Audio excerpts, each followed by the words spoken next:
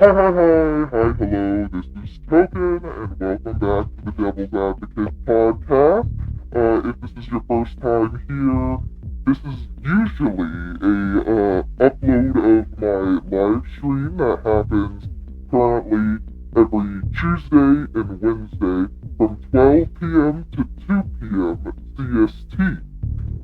Today, it's just gonna be a pre-recorded YouTube video because unfortunately, whenever I was filming this one during the stream, I did click record, but I accidentally deleted the recording afterwards when I was editing my other stuff.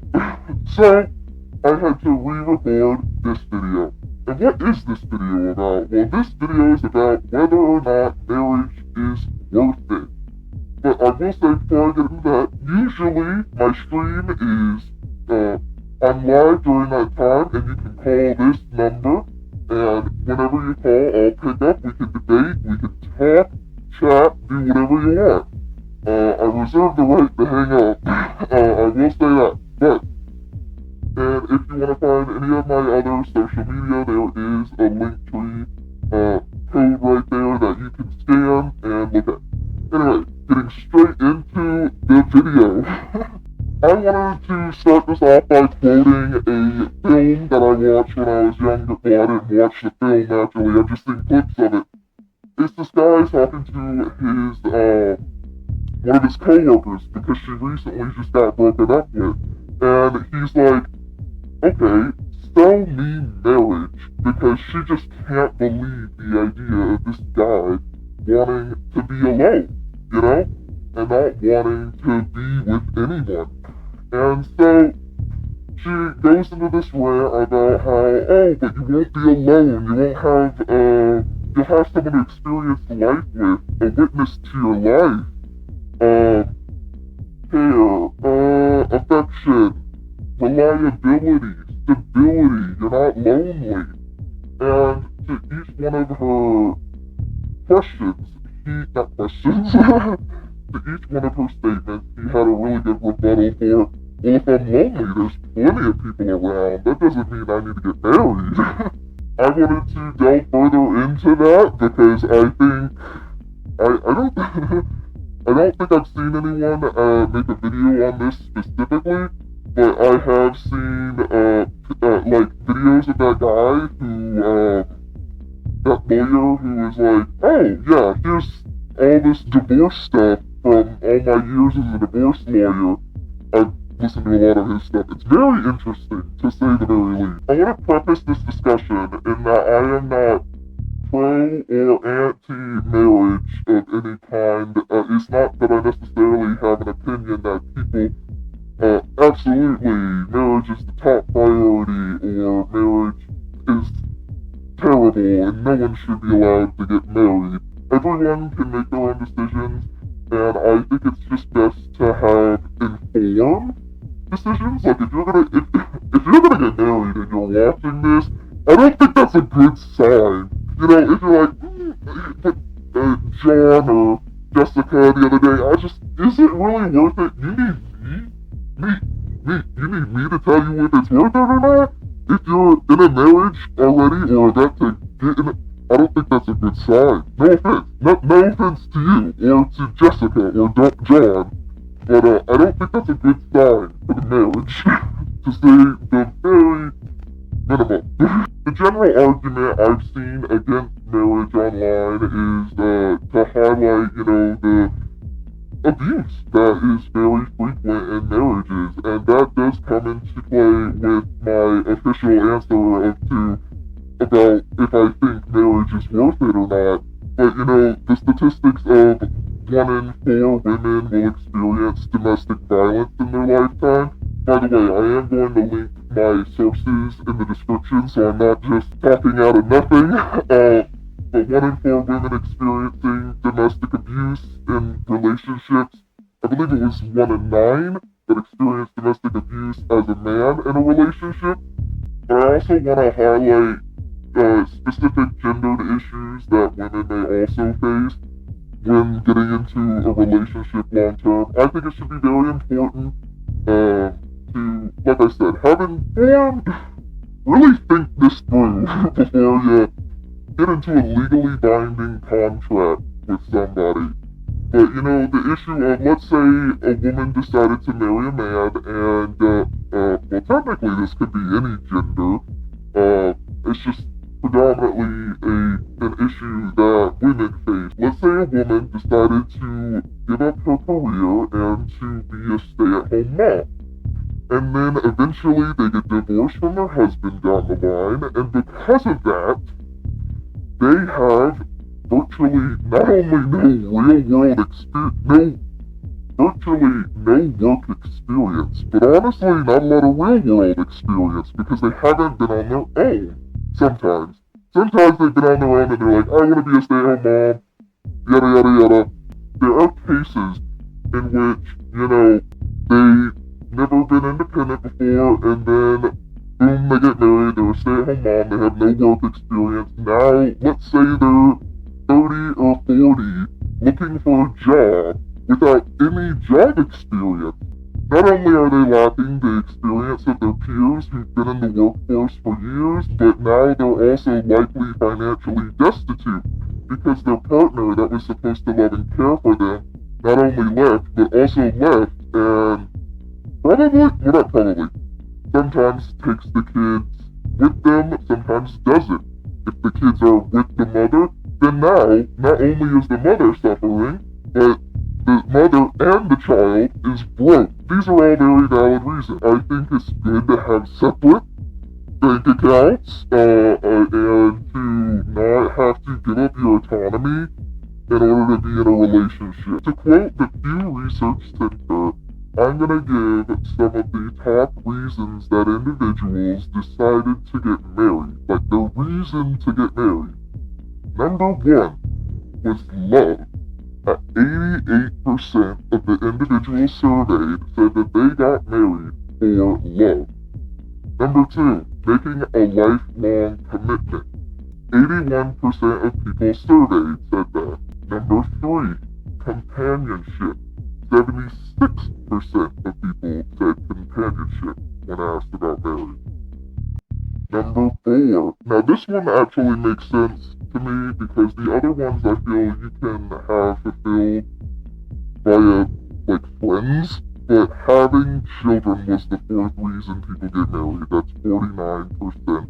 And also, there's a lot of things you can make a lifelong commitment to. You could commit to a career and you might, do better off financially than to make a commitment to somebody who could screw you over. And then number 5. I think this reason also makes sense, and you can't really find that in many other places other than marriage, although I'm not a religious person, so I wouldn't know. To have a relationship recognized by a religious ceremony. 30%. Number 6. Financial stability. That was 29% of the people interviewed said that financial stability was the reason they got married. The 7th reason that people got married was for legal rights and benefits. At 23% of individuals who said they got married, who said that's the reason they got married. I can understand that for insurance, tax purposes, or whatever. If you're getting married for the legal purposes, make sure they actually help you. You'll be like, oh, I'm getting married because of, my insurance, and then you're like, oh, by the way, I married, a knockoff Nate Jacobs, if that's his name, and now I owe, $2 million in debt, because it's doubled since the last time he told me. There's other outlier reasons for individuals to get married. There's polyamorous couples that I'm sure there's gotta be a marriage for multiple of them. I wouldn't know, actually. I did not research into that, so don't quote me on that. And then there's arranged marriages. I don't think it's good for people to hurt other people in general, and if that's happening in a regular marriage, a polyamorous marriage, or an arranged marriage, I don't think that's great. If both people are happy and consent to it, then I don't see that much of a problem. There's definitely a problem when people start getting hurt. And And the last thing I want to say, I think it's important to view your romantic partner or whoever you are deciding to be in a relationship with without the rose-colored glasses. I think it's important to be like, if my friend John or Jessica was late on rent 2 times, or not 2 times, but like continuously late on rent, and that was a pattern of behavior that doesn't really change for them, and they continuously deflect the criticism, deflect any accountability for it, or just blatantly ignore you when you bring it up, you'd be like, wow, this wouldn't be a great person to date. Because these aren't traits that are great. Or at least definitely not gonna help you financially. 100%. So I think it's important to view your partner in the way you would view your friend. And be like, well, if John made like a backhanded comment to me, even though he didn't do his... Like, if John made a backhanded comment to me, even though he hasn't done the dishes in like a week and his house smells like absolute fiery garbage, you know, maybe I shouldn't take his opinion with that much weight when it comes to making major life decisions. Like buying a house or renting a place with John, because John lives very not well. Or Jessica, you know, it could be either or. So back to my original question. Is getting married worth it? And this is going to sound very cliche, but I think love is worth it when it comes to marriage and all of that. And I think it's because a lot of people have a very misconstrued idea of what love is supposed to be. Because life can be pretty terrible, I'm not gonna lie. Life can be not great for a lot of people. And if you don't have an idea of what proper respect and care looks like, you're gonna have trouble working off of that and understanding, you know, hey, I shouldn't be letting someone treat me like this. And you're gonna have trouble, well, not you. And some are gonna have trouble understanding, like, hey, me allowing this behavior to continue and allowing this person to have access to me, even though they've hurt me multiple times, is only going to cause more problems, and it's not healthy for me to continuously be around someone who does that, because that's all that an individual has known. And of course they're going to have trouble, you know, knowing what love is. There's a scene in Fleabag where she's talking to her dad, and her dad, I can't remember the exact quote, but he was like, I think it hurts you so much more than everyone else because you know how to love more than anybody else, or better than anybody else. I don't think it's better, but more deeply, or whatever. I think it's important to fully analyze what the person who's supposed to love you is fully doing before getting into a legally binding contract with them. I'm very pro prenups because I think prenups are great because it provides you the opportunity to feel legally secure in your decisions along with this other individual. Let's say you've known your partner for a year before you decide to get married to them. That's knowing them for like 5% of their life if they are 20 years old. I wouldn't go into a legally binding contract with someone that I've known for only 5% of their life. I don't think that's a good financial decision all the time. And I know, it's supposed to be, it's supposed to be love, you're not supposed to be thinking about that. But if we're gonna be honest, love does, you know, money does make the world go round. Do I think it's the end-all be-all? Absolutely not. But, you know, there's, like, for example, whenever a partner leaves, like, another partner when they fall sick, that's not love. Definitely not in my opinion. Because in your own vows, you're supposed to be there in sickness and in health you know? To disregard that aspect and then later on screw someone over and call it love is a disrespect to love itself. Because if you love somebody, you would never put them in a position to be hurt. Especially not by yourself. Anyone who asks you to rip your heart out for them doesn't deserve it in the first place. It's kind of like that we accept the love we think we deserve from Perks of Being a Wallflower. Like I said, I think people get into a marriage when they should be in therapy instead. Here, I'm gonna use this metaphor. It's one of my favorites when it comes to marriage. So imagine you want to do a backflip. You really, really want to be able to do the backflip. But all you're doing is buying pairs of shoes to do the backflip. You're not going into a gymnasium, getting someone to hire you to do the backflip. All you're doing is going and buying some shoes that have little jumping pads in them to do the flip. But you can't do the flip because you don't know the form. You don't know how to do the flip. Now, how does that compare to love and marriage?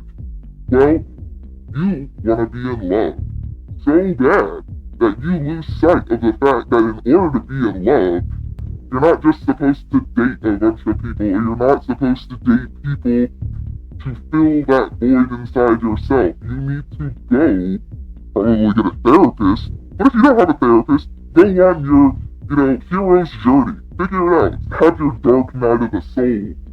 And you need to figure out how to do the backflip so that you can be a part of the gymnastics team. Because if you're gonna sit and be like, oh, look at how many shoes I have, you still can't do the backflip. No matter how many shoes, no matter how expensive the shoe you buy, or maybe if someone else buys you the shoe, doesn't change the fact that you can't do a backflip. And that's what you wanted. You want to love somebody, and to love somebody, you have to love yourself. It's a cliche, I know it, but that's in the definition of love. To love is to respect and be kind to somebody else. And in order to do that, you have to do that to yourself too, because you're somebody. Just like there's psychology classes in high school, there's sometimes in a economy class or, a finance class if you're really, really lucky. I think there should be a class teaching you how to take care of yourself. Because for some people who go to public schools or just school in general, and they don't have the opportunity to go to therapy in their private life because their parents won't allow it, they look down on it or anything, and I think it would just be beneficial for individuals to learn each of those topics in school. And they could be tested on it and whatnot, although I know it's cheesy, there are 5 things I can see, 4 things I can smell, 3 things I can touch, 2 things I can smell, 1 thing I can taste. It's a bit cheesy, but it's helpful. It is, or holding something cold, I think that would be very beneficial, because that would prevent people from getting into marriages that they regret because they didn't go to therapy, because they didn't have parents who supported them in the things that they wanted to do, and it would just solve a lot of problems at the root instead, and they would have those resources at their fingertips, and they would know, alright, even if I feel like this, I have to get out of bed, I have to do this to make sure that I'm taking care of myself, because at the end of the day, you need to be the one to take care of you. So when I say I think love is more worth it than marriage, then I gotta define what love is, and I've already went into it slightly. I don't think it's harming another individual that you claim to care about or screwing them over financially when they've done nothing to you. If somebody's cheating on someone after knowing them for several years and having married them for years, if somebody lays a hand on someone, that's not good. If somebody's berating them emotionally, intellectually, making them feel small about themselves, I don't think that's what love is. Like, let's say the entire the greenest flags possible, the greenest flag possible walked through your front door and was like, I'm in love with you, I want to be with you, I want to take care of you, I want to make sure nothing bad ever happens to you, and I want you to imagine yourself and how you would react to that. And I think how you react to this hypothetical, very green flag says a lot about you and where you're at on your journey to finding yourself and your self-love, because that should be the goal. If you're gonna get married, I would say get married because you genuinely care about the individual and their well-being and they care about yours. Getting married if you feel behind, or you're like, oh my gosh, everyone I know is getting married, and I'm all alone and I'm single. And since we're still talking about what love is and what love isn't, I want to bring up a statistic that's very depressing and serious. And another reason for what I believe. For 2021, for the Bureau of Justice statistics, it found that 34% of women who were murdered by an intimate partner, and 6% of men who were murdered by an intimate partner. I think that highlights that, along with the teaching how to take care of yourself, like the class I was talking about, I think it would be important to highlight, you know how there's like stroke warning signs, be like, oh, if you see this, then that's a sign of someone about to have a stroke. I think there should be some form of educational content for, schools or just in general, to educate people about the signs of an individual who might harm you, and to prevent that from happening and from that statistic being so high, because the person who loves you should not want to do that to you. A relationship should be an addition to your life, a positive addition at that, and it definitely should not be doing you harm or hurting you to any extent.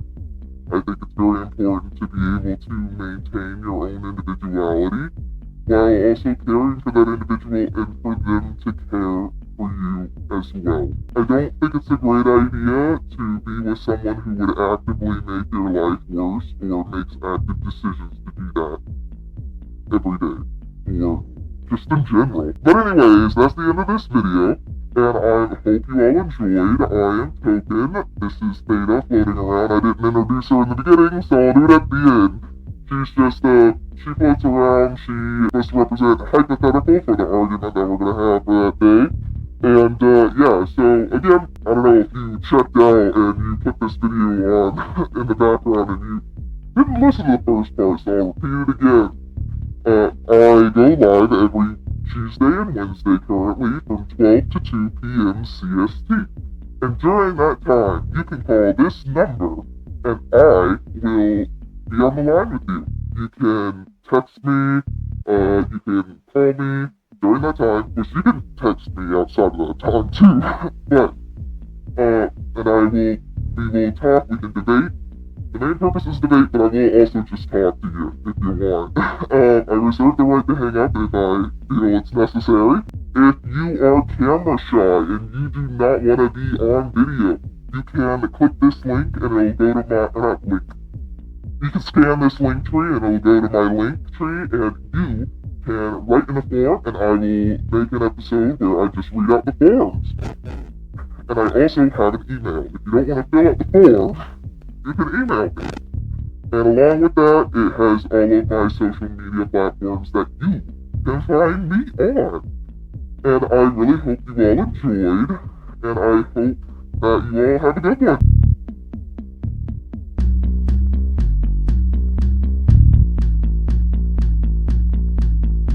Token to debate in this purgatory baseball and to create my number awaits.